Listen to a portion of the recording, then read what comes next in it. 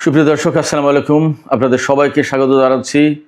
এখনকার আলোচনা আপনাদের সঙ্গে আছি আমি সিরাজুল ইসলাম। দর্শক, শুক্রবারের দিন সবাইকে জুমা মুবারক। দর্শক, আমেরিকা ঠিকই ইরানের বেসামরিক বিভিন্ন স্থাপনায় হামলা চালিয়েছে। তার ভিতরে বেশ কয়েকটি ব্রিজ, রেল স্টেশন, বিমানবন্দর, এমনকি হাসপাতালের কাছেও হামলা চালিয়েছে। মার্কিন হামলায় গত রাতে অন্তত 8 জন বেসামরিক ইরানি নাগরিক নিহত এবং কয়েকশো আহত হয়েছে। এর জবাবে গতকাল রাতে ইরানও কুয়েত, বাহরাইন, জর্দান, সংযুক্ত আরব আমিরাত, কাতার, ওমান এই সমস্ত জায়গায় মার্কিন অবস্থানে হামলা চালিয়েছে। এর ভিতরে বাহরাইনে মার্কিন সামরিক অবস্থানে একদম গুঁড়িয়ে দিয়েছে। সেখানে বলা হয়েছে যে ঘাঁটি আগে ছিল না, এইরকম একটা অবস্থা তৈরি করে ফেলেছে। এদিকে সবচেয়ে বড় ঘটনা ঘটেছে সিরিয়ায়। সিরিয়ার আল তানফ এলাকা, ইরাক সীমান্তে, সেখানে মার্কিন সামরিক ঘাঁটি আছে, সেই জায়গায় হামলা চালিয়েছে ইরান। তার মানে মধ্যপ্রাচ্যের যুদ্ধের বিস্তৃতি কিন্তু আরও বেশি ছড়িয়ে পড়ল।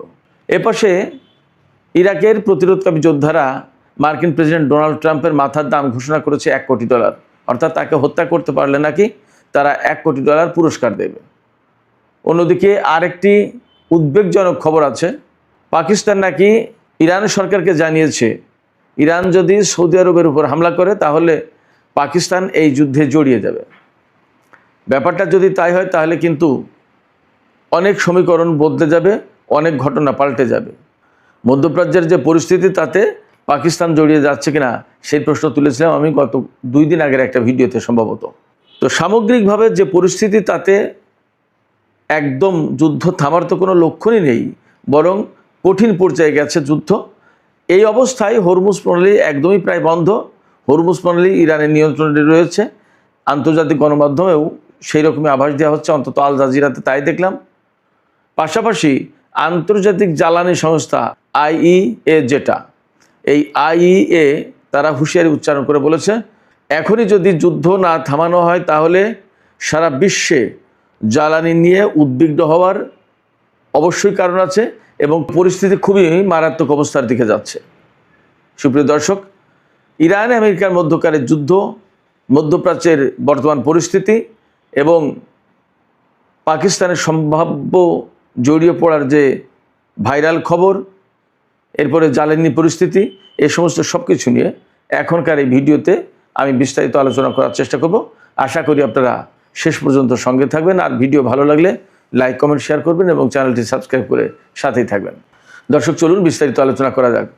আমেরিকা বলেছিল, মার্কিন প্রেসিডেন্ট বিশেষ করে ডোনাল্ড ট্রাম্প, তিনি বলেছিলেন যে ইরানের সেতু এবং বিদ্যুৎ কেন্দ্র সহ বেসামরিক অবকাঠামোতে হামলা চালাতে পারেন। ঠিকই মার্কিন সেনারা গত রাত থেকে সে কাজটা করাই শুরু করেছে। এর আগেও যদিও মার্কিন সেনারা ভেতরে ভেতরে এই কাজটা করছিল, কারণ সারা বিশ্বের যত জায়গায় সামরিক অভিযান চালায় বা আগ্রাসন চালায় বা যাই বলি, যুদ্ধ করে আমেরিকা, সেখানে বেসামরিক জনগণ এবং বেসামরিক অবস্থান ব্যাপকভাবে ধ্বংস করে, বেসামরিক অবকাঠামো এবং বেসামরিক স্থাপনা ধ্বংস করে, তাতে কোনো সন্দেহ নেই। ইসরায়েল এবং আমেরিকার একেবারে যুদ্ধের বৈশিষ্ট্য এটা যে বেসামরিক জনগণের উপর ব্যাপকভাবে হামলা করা এবং হাসপাতাল, শিক্ষা প্রতিষ্ঠান, কোনো কিছু বাদ যায় না। আমরা ইরান যুদ্ধেও সেটা দেখেছি, এখনও দেখছি। গত রাতে আমেরিকা ইরানের বেশ কয়েকটা ব্রিজের উপর হামলা করেছে এবং ব্রিজের উপর হামলা করার কারণে অন্তত 8 জন বেসামরিক নাগরিক নিহত হয়েছে এবং বহু মানুষ আহত হয়েছে। এছাড়া ইরানের অন্তত একটি রেল স্টেশন, বিমানবন্দর এবং গতকাল দিনের বেলায় সম্ভবত ইরানের একটি ক্যান্সার হাসপাতাল, শিশুদের ক্যান্সার হাসপাতাল, সেই হাসপাতালের কাছাকাছি হামলা চালিয়েছে, যার প্রেক্ষাপটে সেই হাসপাতাল থেকে ক্যান্সার রোগীদেরকে অন্য জায়গায় সরিয়ে নিতে বাধ্য হয়েছে তাৎক্ষণিকভাবে। আমেরিকা এইভাবে হামলা চালিয়েছে ইরানের উপরে, আমরা খবর থেকে যা দেখতে পাচ্ছি।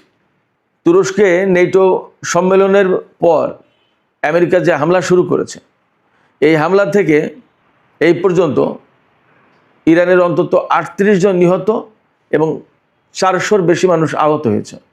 এর ভিতরে গতকাল ইরান শহরে মার্কিন বাহিনীর হামলায় ইরানের সামরিক ঘাঁটিতে হামলা করেছে এবং সেখানে 7 জন ইরানি সেনা শহীদ হয়েছেন। গত কয়েকদিন মার্কিন সামরিক বাহিনী যে সমস্ত জায়গায় হামলা চালিয়েছে তার একটা বর্ণনা দিলে আপনারা বুঝতে পারবেন যে আমেরিকা কতটা অ্যাগ্রেসিভলি হামলা চালাচ্ছে ইরানের উপরে। মানে এখন পুরো মাত্রায় যুদ্ধ চলছে, এখন আর টুকটাক যুদ্ধের পর্যায়ে নেই। আমি নামগুলো বলে আপনারা খেয়াল করুন। ইরানের বন্দর আব্বাস, চবাহার, বুশেহের আহবাজ, ইরান শাহর, কোনারাক, জাস্ক, সিরিক, কেশম, ইরান শাহর, আবু মুসা দ্বীপ, খার্ক দ্বীপ, গ্রেটার তুম্ব আইল্যান্ড, সিরাজ, খুদ্রমাবাদ, সেমনান, উর্মিয়া এবং হামেদান, এই সমস্ত শহরে দ্বীপে হামলা চালিয়েছে। এই শহরগুলো প্রায় সবই ইরানের দক্ষিণাঞ্চলীয় এলাকাতে, উপকূলভাগ এবং দক্ষিণাঞ্চলীয় এলাকাতে, দক্ষিণ পশ্চিমাঞ্চল, দক্ষিণ পূর্বাঞ্চল, এই সমস্ত এলাকায় অবস্থিত। তো গতকাল রাতে যখন ব্রিজে এবং বিমানবন্দরে, রেল স্টেশনে হামলা চালিয়েছে, তখন ডোনাল্ড ট্রাম্প তার ঘোষণা বাস্তবায়ন করেছেন, এটাই বলা যায়। বেসামরিক অবকাঠামো লক্ষ্য করে হামলা। এর প্রতিবাদে ইরান দুটো কাজ করেছে। একটা হচ্ছে জাতিসংঘে নিযুক্ত ইরানের স্থায়ী প্রতিনিধি আমির সাঈদ ইরাভানি, তিনি জাতিসংঘ মহাসচিবের কাছে একটি চিঠি দিয়েছেন। এই চিঠিতে তিনি আমেরিকার হামলার নিন্দা জানিয়েছেন। পাশাপাশি তিনি বলেছেন আমেরিকা যে এই সমস্ত সেতু, রেল স্টেশন, বিমানবন্দর বা হাসপাতালের ধারে কাছে এইরকম বিভিন্ন বেসামরিক স্থাপনা লক্ষ্য করে হামলা চালাচ্ছে, এটা সম্পূর্ণ যুদ্ধ অপরাধ, এই অভিযোগ তিনি করেছেন। আর যে কাজটা ইরান করেছে সেটি হচ্ছে যে সামরিক উপায়ে জবাব দিয়েছে। গতকাল আমেরিকা যেমন বড় রকমের হামলা চালিয়েছে ইরানের বিরাট বিশাল এরিয়া জুড়ে, তেমনি ইরানও সামরিক উপায়ে পাল্টা জবাব দিয়েছে, প্রচণ্ড রকম জবাব দিয়েছে। কুয়েতের মার্কিন ক্ষেপণাস্ত্র ডিপো, হেলিকপ্টারের অবস্থান, অর্থাৎ যেখানে হেলিকপ্টার রাখা, হেলিকপ্টার স্টোরেজ, এরপরে আমেরিকার বেশ কয়েকটা ক্ষেপণাস্ত্র লঞ্চার, এগুলো ধ্বংস হয়েছে। কুয়েতের সবচেয়ে বড় যে ঘটনা ঘটেছে সেটা হচ্ছে অস্ত্র গুদাম ধ্বংস হয়েছে কয়েকটা। বাহরাইনে ইরান হামলা চালিয়েছে এত বড় যে বাহরাইনের দুটো মার্কিন ঘাঁটি একেবারে মাটির সাথে মিশে গেছে বলে জানা যাচ্ছে। এইভাবে বলা হচ্ছে যে সেখানে আগে ঘাঁটি ছিল কিনা তা আর বোঝা যাচ্ছে না। ইরান কিন্তু এইরকম কথাই বলেছিল যে আমরা এমনভাবে হামলা চালাবো যে মধ্যপ্রাচ্যে আগে আমেরিকার কোনো ঘাঁটি ছিল না, এইরকম করে দেবো পরিস্থিতি। তো হয়তো ইরান সেইভাবেই করছে। জর্দানে হামলা চালিয়েছে, কাতারে হামলা চালিয়েছে, সংযুক্ত আরব আমিরাতে এবং ওমানে।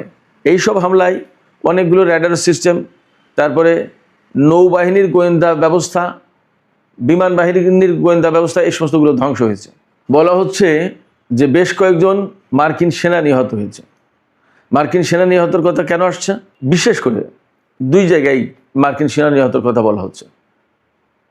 কুয়েতে যে হামলা হয়েছে এই জায়গায় মার্কিন সেনা নিহত হয়েছে কিছু, আর সবচেয়ে বেশি নাকি নিহত হয়েছে সিরিয়ার আল তানফ সামরিক ঘাঁটিতে। আল তানফ হচ্ছে মার্কিন সামরিক ঘাঁটি, এটা ইরাক এবং সিরিয়ার সীমান্তে অবস্থিত। অর্থাৎ বলা যায় যে পূর্ব সিরিয়া বা সিরিয়ার দক্ষিণ পূর্ব এলাকা হবে আর ইরাকের পশ্চিমাঞ্চল হবে। এই জায়গায় এই হামলাটা হয়েছে, আল তানফ মার্কিন সামরিক ঘাঁটি। এবং এই সামরিক ঘাঁটিতে ইসরায়েলের সেনা মোতায়েন ছিল একসময়, এমন রিপোর্ট বের হয়েছিল আরও অনেক আগের কথা। তো এই আল তানফ ঘাঁটিতে ইরান কেন হামলা চালালো? বলা হচ্ছে এই আল তানফ ঘাঁটি থেকে আমেরিকা ইরানের উপর হামলা চালিয়েছে। তো ব্যাপারটা যদি তাই হয় তাহলে ইরান ডেফিনেটলি হামলার উৎসস্থল খুঁজে বের করেছে যে কোথা থেকে এই হামলা হলো, এবং সেই জায়গায় পাল্টা হামলা চালিয়েছে। বলা হচ্ছে আল তানফ ঘাঁটিতে হামলার কারণে বেশ কয়েকজন মার্কিন সেনা নিহত হয়েছে। শুধু নিহত না, কয়েকজন আহত হয়েছে, তার মানে হতাহতের ঘটনা ঘটেছে। তো সামগ্রিকভাবে মধ্যপ্রাচ্যের যে যুদ্ধ চলছে আমেরিকা এবং ইরানের ভেতরে, সেই যুদ্ধ ক্রমেই বড় আকার ধারণ করছে এবং এখন সিরিয়ার আল তানফ ঘাঁটিতে হামলা চালানোর কারণে এই যুদ্ধ কিন্তু আরও আঞ্চলিক পর্যায়ে বৃহত্তর অঙ্গনে ছড়িয়ে পড়ল। এই জায়গা থেকে ইরান আঞ্চলিক দেশগুলোর প্রতি একটা আহ্বান জানিয়েছে। ইরানের সশস্ত্র বাহিনীর মুখপাত্র ব্রিগেডিয়ার জেনারেল আবুল ফাজল শেকারচি, তিনি বলেছেন এই মধ্যপ্রাচ্য অঞ্চলে মার্কিন সামরিক বাহিনীর উপস্থিতির কারণেই নিরাপত্তাহীনতার সৃষ্টি হয়েছে এবং অস্থিতিশীলতার সৃষ্টি হয়েছে। মার্কিন বাহিনীকে যদি এখান থেকে সরিয়ে দেওয়া যায়, প্রত্যাহার করার ব্যবস্থা করা যায়, তাহলেই শুধুমাত্র মধ্যপ্রাচ্যে শান্তি আসবে, স্থিতিশীলতা ফিরে আসবে। এবং মধ্যপ্রাচ্যের স্থিতিশীলতা ফিরিয়ে আনা, শান্তি ফিরিয়ে আনা, এমনকি হরমুজ প্রণালীর নিরাপত্তা নিশ্চিত করার জন্য আবুল ফাজল শেকারচি, যিনি ইরানের সশস্ত্র বাহিনীর মুখপাত্র, তিনি মধ্যপ্রাচ্যের বা বিশেষ করে উপসাগরীয় অঞ্চলের আরব দেশগুলোর প্রতি আহ্বান জানিয়েছেন সহযোগিতা করার জন্য। আসুন ইরানের সাথে সহযোগিতা করুন, আমরা মার্কিন সামরিক বাহিনীকে মধ্যপ্রাচ্য থেকে তাড়িয়ে দিই।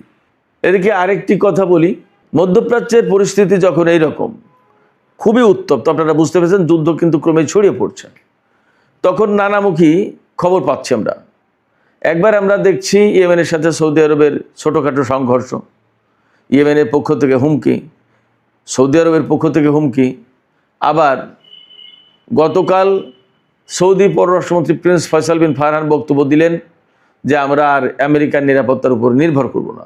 আবার এখন শোনা যাচ্ছে ইরান যদি সৌদি আরবের উপর হামলা চালায় তাহলে পাকিস্তান এই যুদ্ধে জড়িয়ে পড়বে, এইভাবে নাকি পাকিস্তান সরকার ইরান সরকারকে মেসেজ দিয়েছে।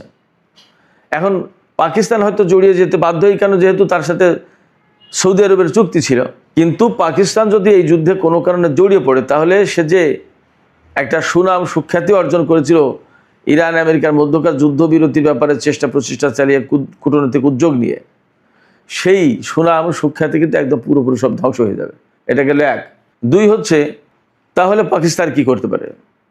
পাকিস্তান এখানেও কূটনীতির আশ্রয় নিতে পারে, ইরান এবং সৌদি আরবের মধ্যে যে গ্যাপ আছে সে ব্যাপারে দুতিয়ালি করতে পারে, দুই দেশের সঙ্গে কথা বলতে পারে, এবং সবচেয়ে বড় যেটা সেটা হচ্ছে আন্তর্জাতিক অঙ্গনে সে তৎপরতা চালিয়ে আমেরিকাকে ইসলামাবাদ সমঝোতায় ফিরে আনার চেষ্টা করতে পারে। এটাই পাকিস্তানের সবচেয়ে বড় কাজ হবে, এটাই উচিত হবে তাদের। তারা যদি যুদ্ধে জড়িয়ে পড়ে তাহলে আরও ভয়ঙ্করভাবে ভ্রাতৃঘাতী এবং দুই প্রতিবেশীর মধ্যে যুদ্ধ শুরু হবে, সেটা আরও বেশি খারাপ পরিস্থিতি তৈরি করবে। তখন কিন্তু অনেক সমীকরণ বদলে যাবে। এই জায়গায় ইরানকে প্রয়োজনে কূটনৈতিক বার্তা দিক পাকিস্তানের প্রতিনিধি পাঠাক সরকার ইরানে, সৌদি আরবের সাথে আলোচনা করুক, প্রয়োজনে দুই দেশকে নিয়ে বসুক, এভাবে কাজ করুক। কিন্তু পাকিস্তান যদি জড়িয়ে যায় তাহলে সেটা ভয়াবহ খারাপ পরিণতি ডেকে আনবে। এদিকে আরেকটা ছোট্ট খবর বলে আমি শেষ করি, ট্রাম্প প্রসঙ্গ। ইরাকের প্রতিরোধকামী যোদ্ধারা ডোনাল্ড ট্রাম্পের মাথার দাম ঘোষণা করেছে $1 কোটি। তারা বলেছে ডোনাল্ড ট্রাম্পকে যে হত্যা করতে পারবে তাকে $1 কোটি পুরস্কার দেওয়া হবে, যে বা যারা। এই কথাও কিন্তু সামাজিক যোগাযোগ মাধ্যমে ছড়িয়ে পড়েছে, ভাইরাল হয়েছে। এপাশে ডোনাল্ড ট্রাম্প গতকাল একটা কথা দাবি করেছিলেন। তিনি বলেছেন যে ইরানের কারাগারে আটক এক বন্দীকে ইরান মুক্তি দিয়েছে এবং তারা আমেরিকার সাথে এখন চুক্তি চাই, তারা আমেরিকার সাথে আলোচনায় বসার জন্য পাগল হয়ে গেছে। ইরানের পক্ষ থেকে জবাবে বলা হয়েছে যে এই ধরনের কোনো বন্দীকে মুক্তি দেওয়া হয়নি, একদম সম্পূর্ণ ফলস ক্লেম, মিথ্যা দাবি। এছাড়া ইরানের প্রেস টিভিও একই কথা বলেছে। আমরা জানি না, তবে একটা কথা বলি যে ডোনাল্ড ট্রাম্পের অনেক কথা কিন্তু অসত্য বলে প্রমাণিত হয়। এটা শুধু আমি বলছি না বা ইরানি গণমাধ্যম বলছে না, এটা খোদ মার্কিন গণমাধ্যমও বলে। এমনকি কখনো কখনো মার্কিন গণমাধ্যমে এমন খবরও বের হয়েছে যে ডোনাল্ড ট্রাম্প এক সপ্তাহে বা গত 24 ঘন্টায় বা গত 48 ঘন্টায় কয়টা মিথ্যা কথা বলেছেন এবং কি কি মিথ্যা কথা বলেছেন তার ফিরিস্তি দিয়ে খবর প্রকাশ হয়। সিএনএনের মতো গণমাধ্যমে এমন খবর আসে। তাহলে ডোনাল্ড ট্রাম্পের অবস্থাটা কি বলছেন? এই ডোনাল্ড ট্রাম্প এবং তার প্রশাসন এখন ইরানের সাথে যুদ্ধ করতে এসে এমন গেঁড়াকলে পড়েছে যে গত বছরের চেয়ে এবছরের বাজেট প্রায় ডাবল করতে হচ্ছে। $1.5 ট্রিলিয়ন সামরিক বাজেট চেয়েছে ডোনাল্ড ট্রাম্প। এই ব্যাপারে মিট রমনি, একসময় মার্কিন নির্বাচনের দৌড়ে ছিলেন মিট রমনি, তিনি একটা বক্তব্য দিয়েছেন। তিনি বলেছেন ডোনাল্ড ট্রাম্প তো প্রেসিডেন্ট, আমি আর সামনে প্রেসিডেন্ট নির্বাচন করব না। তার ডোনাল্ড ট্রাম্প যেই কথা বলছেন, যুদ্ধ করে হরমুজ প্রণালী খুলতে হবে, এই জন্য বিশাল বাজেট লাগবে। তিনি বলেছেন আরে ভাই, হরমুজ প্রণালী তো যুদ্ধের আগে খোলা ছিল, তুমি যুদ্ধ করতে গেলে কেন এবং হরমুজ প্রণালী বন্ধ হলো কেন এবং এখন তার জন্য বাজেট দিতে হবে কেন? আমেরিকার জনগণের ট্যাক্সের পয়সা সেখানে কেন খরচ করতে হবে? মিট রমনি বলেছেন, খুব বিখ্যাত মানুষ, তিনি প্রেসিডেন্ট নির্বাচনে প্রতিদ্বন্দ্বিতা করেছিলেন এক সময়। তিনি বলেছেন আসলে এই ব্যাপারে রিপাবলিকান বা ডোনাল্ড ট্রাম্পের কি জবাব? সুপ্রিয় দর্শক, এখানেই আলোচনা শেষ করতে চাই। আলোচনা শেষের আগে আমি আপনাদেরকে একটা প্রশ্ন করি যে সামাজিক মাধ্যমে খবর বেরিয়েছে যে পাকিস্তান এই বার্তা দিয়েছে ইরানকে যে সৌদি আরবে যদি ইরান হামলা চালায় তাহলে পাকিস্তান এখানে জড়িয়ে যেতে বাধ্য হবে যুদ্ধে। আপনাদের কি মনে হয় যে পাকিস্তান যুদ্ধে জড়িয়ে যাবে? আমরা নিশ্চয়ই বুঝতে পারছি যে পাকিস্তানের সামনে আসলে একটা জটিল অবস্থা।